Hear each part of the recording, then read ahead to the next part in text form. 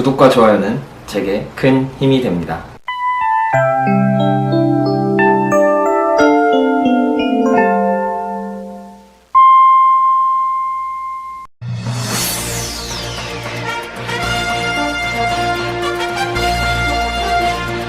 부동산 뉴스 라인.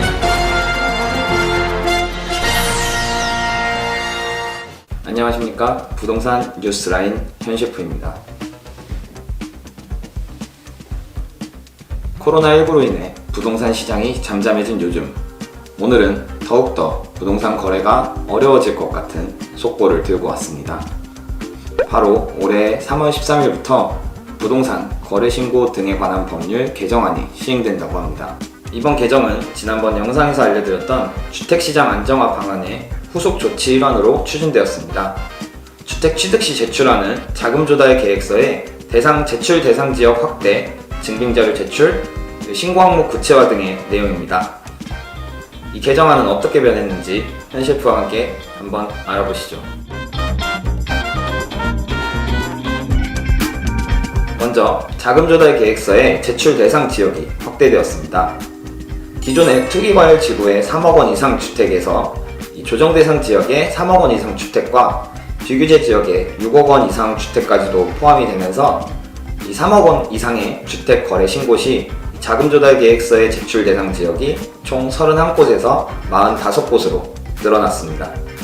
그래서 3월 13일 이후 거래한 주택이 방금 말씀드렸던 조건에 해당이 된다면 실거래를 신고할 때 30일 이내로 자금 조달 계획서까지 함께 제출해야 합니다. 이렇게 조정 대상 지역과 비규제 지역의 자금 조달 투명성이 강화가 되고 이상거래와 불법 행위까지 줄어들 것으로 보입니다. 다음으로는 자금 조달 계획서에 증빙 자료를 첨부해야 한다는 내용입니다. 투기과열 지구에 9억 원을 초과하는 주택의 거래 신고를 할 때 자금 조달 계획서의 작성 항목별 객관적인 증빙 자료를 첨부해야 한다는 것인데요.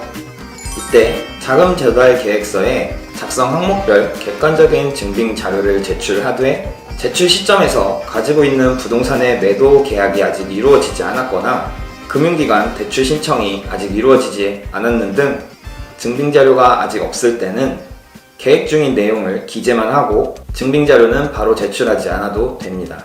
다만 거래가 완료된 이후 국토부나 신고관청이 증빙 자료를 요구할 땐 그땐 반드시 제출하셔야 합니다. 만약 제출하지 않으신다면 부동산 거래 신고 등에 관한 법률을 위반하게 되어 500만 원의 과태료가 부과된다고 하니 꼭 생각을 하고 계셔야 할 것 같습니다. 마지막으로 자금 조달 계획서의 신고 항목 구체화입니다. 기존의 자금 조달 계획서의 항목 중에서 편법 증여나 대출 규제 위반 등 위법 행위가 발생할 가능성이 높은 항목들에 대해 자금 제공자와의 관계 등 구체적인 사항과 또 조달 자금의 지급 수단을 명시하도록 바뀌었는데요. 예를 들어 증여나 상속을 받았다면 제공자와의 관계 등 구체적인 사항을 밝혀야 하고요. 금융기관 대출이라면 주택담보대출인지 신용대출인지 아니면 그 밖의 대출인지 구분해서 적어야 합니다. 마찬가지로 주택대금 지급수단도 계좌이체인지 현금 지급인지 아니면 보증금과 대출 승계인지 표시해야 하고요.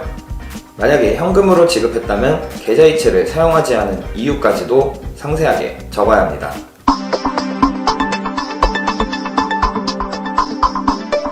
네, 이렇게 총 3가지 정도로 부동산 거래 신고 등에 관한 법률 개정안을 한번 알아보았는데요. 한편으로는 서울 대부분이 자금 조달 계획서의 제출 대상 지역이라 사실상 거래 허가제를 실시하는 것과 다름이 없지 않나는 의견도 나오고 있습니다. 지금도 거래하기 어려운 상황인데 앞으로 이 개정안까지 실시하게 되면 더욱더 거래가 까다로워질 것으로 보입니다.